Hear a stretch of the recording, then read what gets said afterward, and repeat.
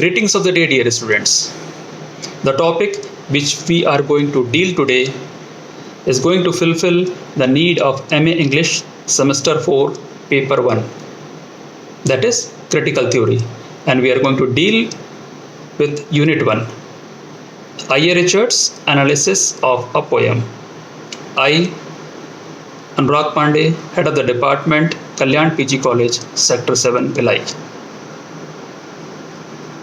20th century literary criticism, both in America and England, have seen tremendous change in the field of psychology, anthropology, economics, and sociology, which resulted a remarkable change in the area of critical methods, with the result that modern critics are quite different that of 19th century criticism. Critics like I.A. Richards, F.R. Leavice, T.S. Eliot have contributed a new interpretation of old writers through new criticism.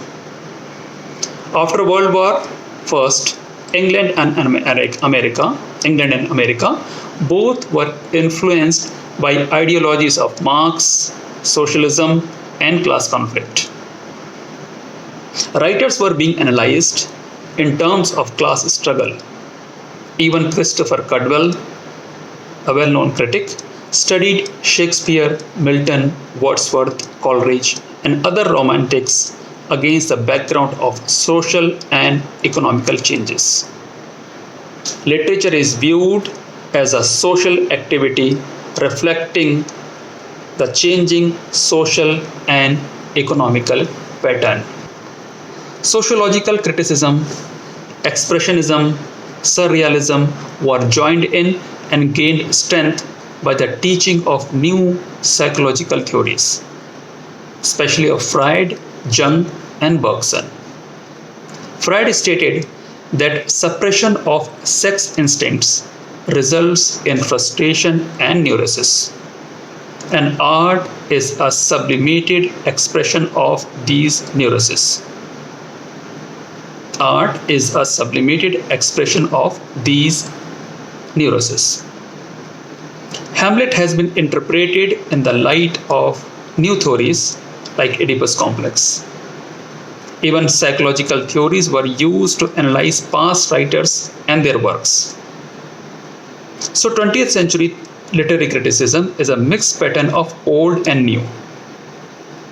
The scholars and professors, they kept on practicing with the previous theories, historical theories. And the new critics like I.A. Richards, they opted for more scientific and psychological theories. Ivo Armstrong Richards, this is his complete name. Ivo Armstrong Richards is one of those great critics who have influenced on both sides of Atlantic. T.S. Eliot and I.A. Richards both are pioneers, but they differ sharply in certain aspects. I.A. Richards is the first great critic since Coleridge who has formulated a systematic and complete theory of poetry, and his views are highly original and illuminating. The essay, Analysis of a Poem, has been taken from the Principles of Criticism.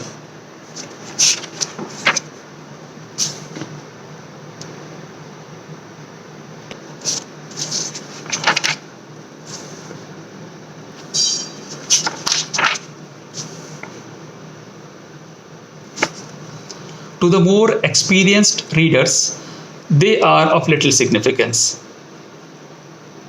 And he further asserts that printing belongs to another branch of arts. Second event is tide images. That is caused by printed words only. Tide images give rise to a number of images and do not exist apart from it. Tide images are of two kinds. Auditory images. Auditory images means the sound of words in the mind and ear. And second one is image of articulation, which are felt in the lips, mouth, and throat. Thus, tide images has two forms, and both these forms together are referred to as verbal imagery. Now the third event that takes place while reading poetry is free images, means the visual image that are formed while reading a poem, and it has a great importance for criticism purpose. But should be noted that different readers have different visual images, or the same reader have different pictures if he reads at different times.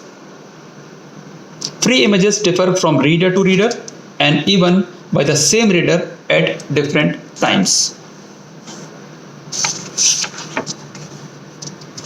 Fourth event is impulse and references.